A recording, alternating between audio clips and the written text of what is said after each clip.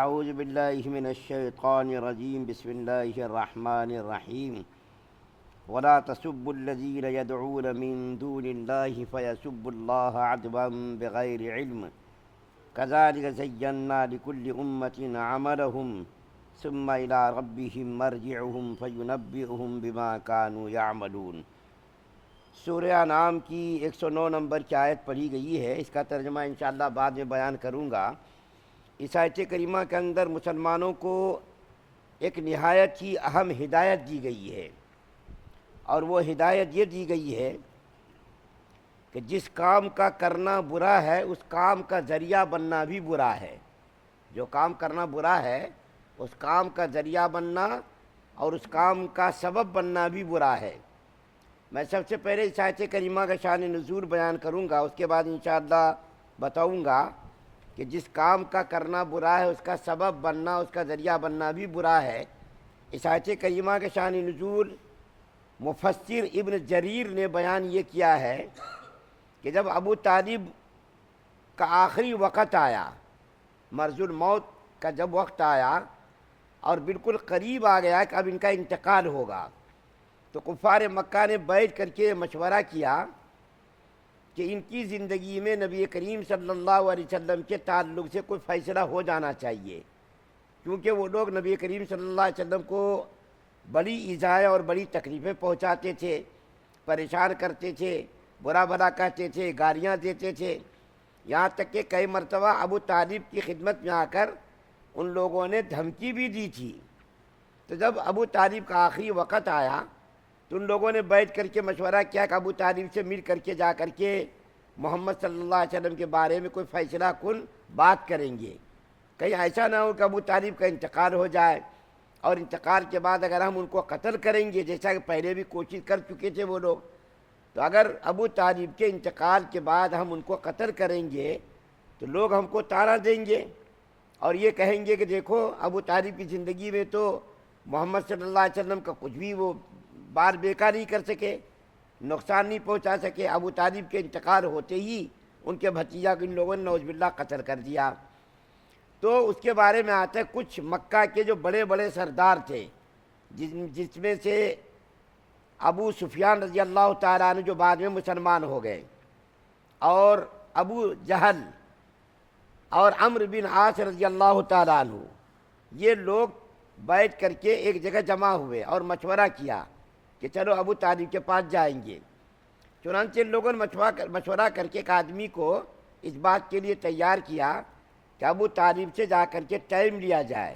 کہ کس وقت آ کر کے ہم آپ سے بات کر سکتے۔ چنانچہ اس کام کے لیے مطلب نام کے ایک آدمی کو تیار کیا کہ جا کر کے ابو طالب سے تم بات کرو، ہم لوگ ملنا چاہتے ہیں۔ چنانچہ ان لوگوں کو ملنے کا ٹائم دیا گیا،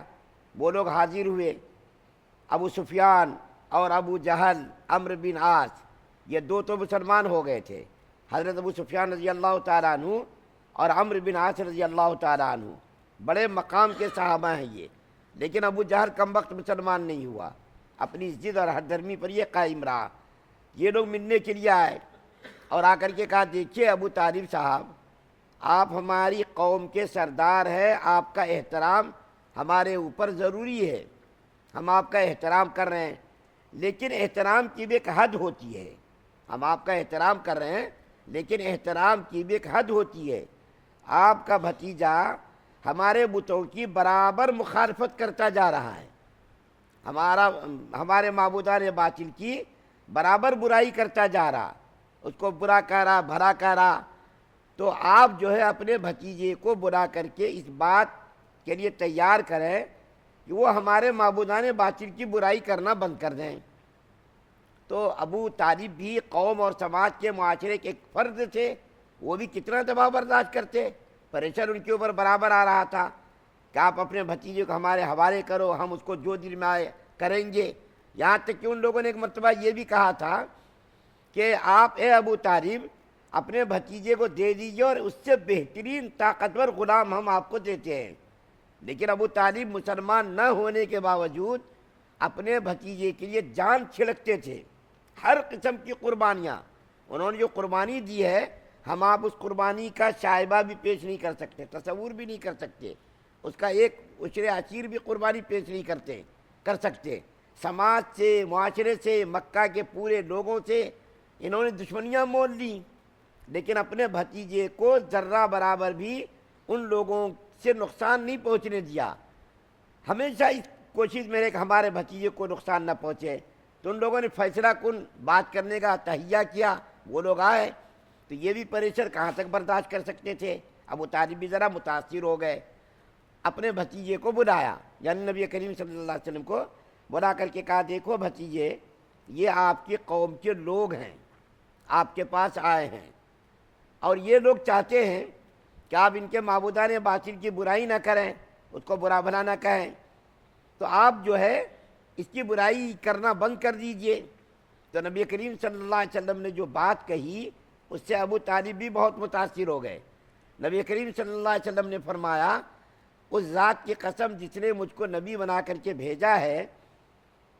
خدا کی قسم اگر یہ لوگ مجھ کو میرے ایک ہاتھ میں چاند کو ایک ہاتھ میں سورج کو رکھ دیں، جب بھی میں اس دعوت کے کام سے باز نہیں آؤں گا۔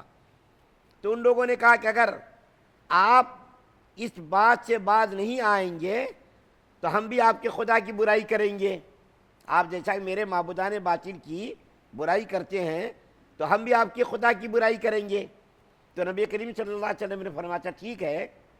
اگر ہم اس کام سے باز آ گئے، یعنی معبودان باطل کی برائی نہیں کریں گے،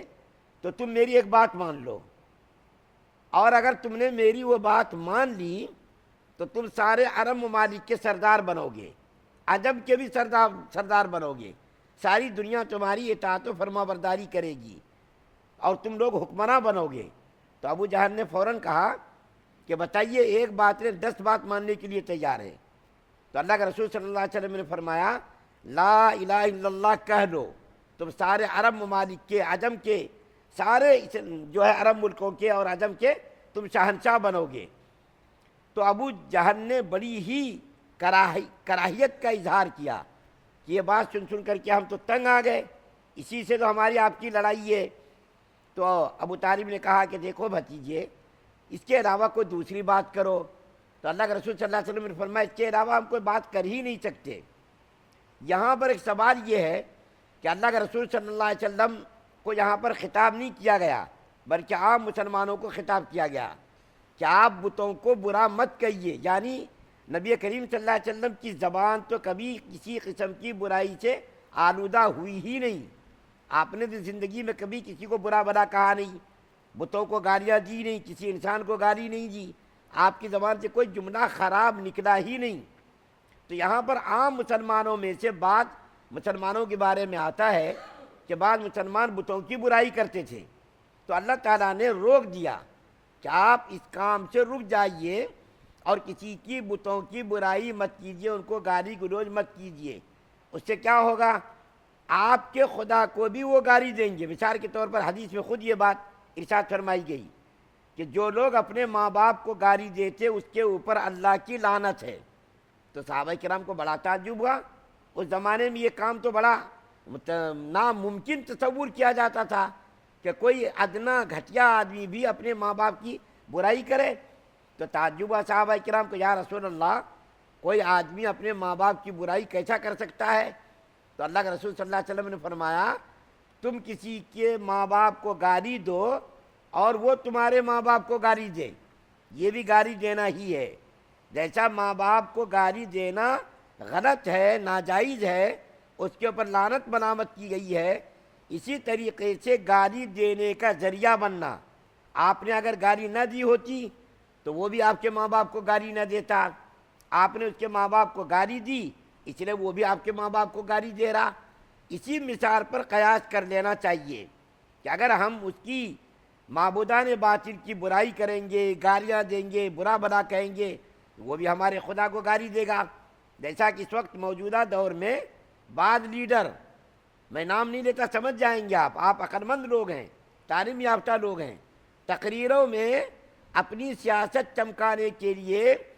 ان کے معبودان باطل چاہے کچھ بھی ہو، جو جس معبودان باطل کی پرستش کرتا ہے اس سے اس کو محبت ہوتی ہے، ان کو معلوم ہے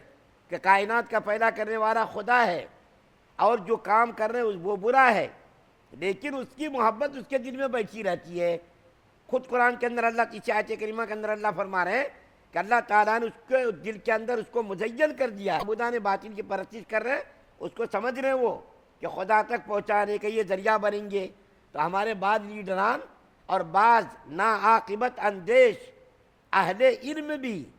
ٹی ویوں پر، واٹس ایپ پر اور فیس بک پر اس کے معبودان باطل کی برائی کر رہے ہیں،